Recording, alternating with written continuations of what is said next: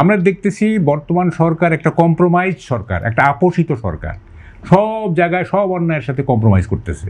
Doctor ইউনূসের আমলে যত অন্যায় অবিচার এগুলো কম্প্রোমাইজ করতেছে। সন্তুষ্টকরণের একটা সরকার, এটা সবাইকে সন্তুষ্ট রাখতে চাইছে। হ্যাঁ, এইটা খুব ভয়াবহ পরিণতি ডেকে আনবে আমি বলতেছি। আইনের শাসনের প্রতি আমাদের শ্রদ্ধা কেন উঠে গেল, কিংবা এই ঘটনাগুলো বাড়ার পিছনে এই শ্রদ্ধার কমতি কোথায় দেখছেন? একটু পরে আসবে। দেখেন, আমি প্রথমে স্বরাষ্ট্রমন্ত্রীকে একটা প্রশ্ন করি। এই সরকার গঠিত হওয়ার কিছুদিন পরে উনি বলছিলেন নো মোর মব। তাহলে কেন হচ্ছে? তাইলে মানে রাজনীতিকদের সব কথাই কি রেটোরিক্স? মানে মিনিমাম কোনো বেসিস থাকবে না?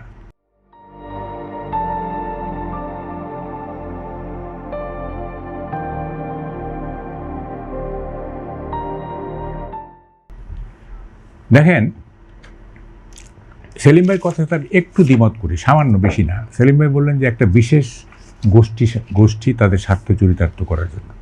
আমি একটা বিশেষ গোষ্ঠী এইভাবে বলতে চাই না।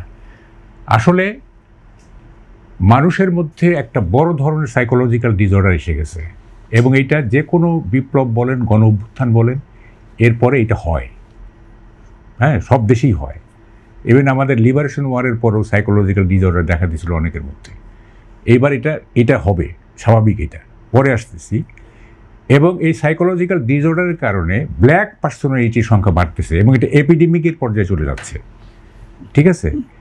এবং এই ব্ল্যাক পার্সোনালিটি যেগুলো, তারা অ্যান্টি সোশ্যাল বিহেভিয়ারের মধ্যে হয়ে গেছে, মানে অসামাজিক বা সমাজের নীতি বহির্ভূত কাজে ইনভলভ হয়ে যাচ্ছে, অ্যান্টি সোশ্যাল বিহেভিয়ার। এবং এটা এপিডেমিকের পর্যায়ে চলে যাবে যদি রাশ টেনে ধরা না হয়। প্রথমে একটা কথা বলে নেই, অপশক্তিকে দমন করলে গণতন্ত্রের ক্ষতি হয়, এই তত্ত্ব আমি কোথাও পড়ি নেই। ঠিক আছে? মানে অপশক্তি বা এভিল ফোর্সেস, তাদেরকে মানে কি বলে যে আইনের আওতায় আনলে বা তাদেরকে দমন করলে গণতন্ত্রের তো কোনো ক্ষতি হয় না। হ্যাঁ, দমন করতে চাইলে তো দমিত হইতো।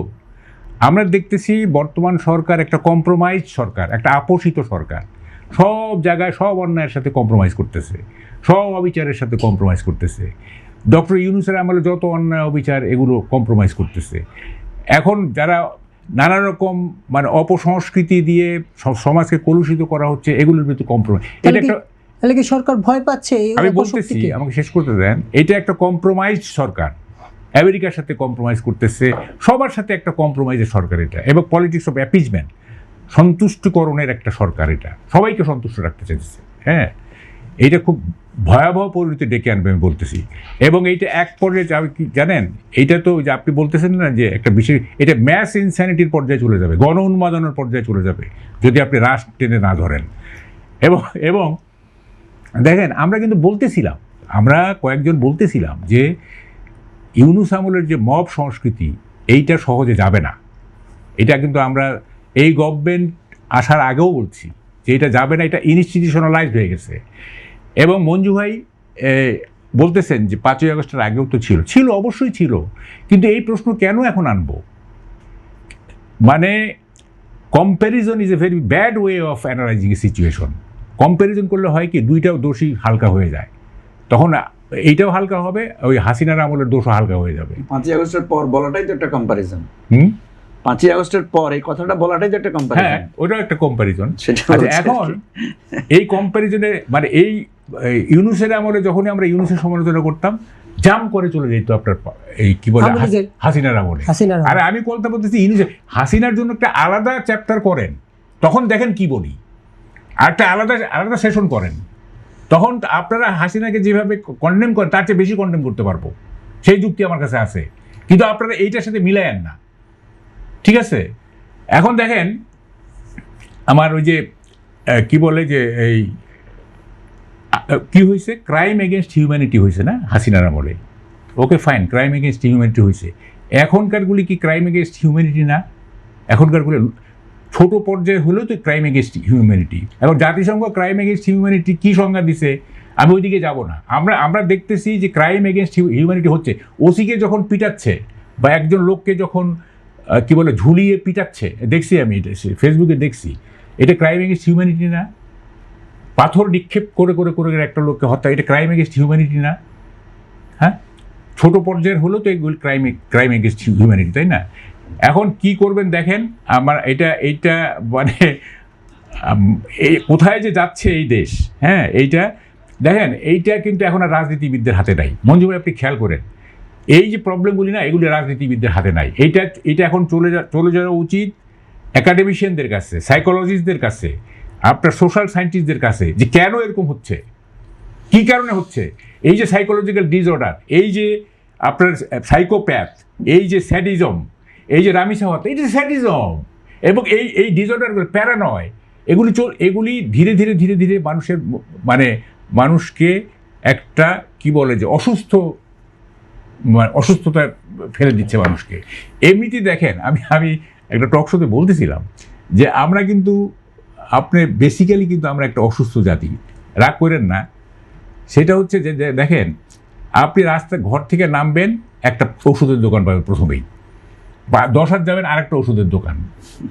কিন্তু আপনি একটা ভালো বই কিনতে যান, আপনাকে 50 টাকা রিক্সা ভাড়া দিয়ে নিউ মার্কেটে যেতে হবে, তাও পাবেন না। তাহলে যে দেশে ওষুধ বিক্রি হয় বেশি, বই বিক্রি হয় না, সেটা অসুস্থ জাতি না? এমনিতেই কিন্তু আমরা একটা অসুস্থ জাতি। তার মধ্যে এই যে রাজনৈতিক এবং নানা রকমের ফ্যাক্টর যুক্ত হয়ে এইটা এখন, আগে ছিল শারীরিক অসুস্থতা, এখন হয়ে গেছে মানসিক অসুস্থতা। ঠিক আছে, আপনি ওষুধের দোকানগুলো কিন্তু মানসিক রোগের ওষুধ কিন্তু পাবেন না, সব শারীরিক ওষুধ, ঠিক আছে? কিন্তু এখন দেখতেছি এই ওষুধের দোকানগুলি এখন মানসিক রোগের ওষুধ জমা করতে হবে, এগুলির বিক্রি বাড়বে এখন। এবং একটা এমন ডিসঅর্ডার চলে আসছে সাইকোলজিক্যালি, হ্যাঁ, এইটাকে চেক করবে। আমি তো বললাম, তারেক রহমান কেন, 10টা তারেক রহমান এটা পারবে না, যদি না এই জিনিসটাকে অল আউট একটা অ্যাড্রেস করা না হয়, সবটা মিলায়। আপনার অ্যাকাডেমিশিয়ানরা সবাই বসে ঠিক করতে হবে কেন এরকম হচ্ছে। হ্যাঁ, ঠিক আছে, একটা বড় অভ্যুত্থানের পরে একটা হয় নেগেটিভ ভাইসেস থাকে, পজিটিভ একটা হয়, আবার একটা নেগেটিভ ভাইসেস তৈরি হয়। তো এইটা তো ইউনূস সাহেব এগুলি হ্যান্ডেল তো করেন নাই, এগুলি কি আপনার করছেন, এগুলিকে প্যাম্পার করছেন, এগুলিকে এনকারেজ করছেন, ফলে এইটা আর বাড়ছে।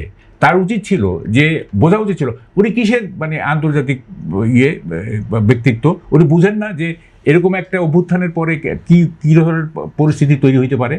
উনি তো এগুলি হ্যান্ডেল করবেন, এগুলি হ্যান্ডেল করে তারপরে সোসাইটিকে একটা সুস্থির জায়গায় নিয়ে আসবেন।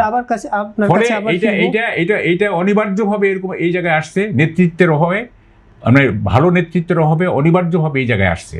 হ্যাঁ, এবং এইটা কিভাবে এখান থেকে কিভাবে উদ্ধার হবে, হ্যাঁ, এইটা একমাত্র আল্লাহ জানে।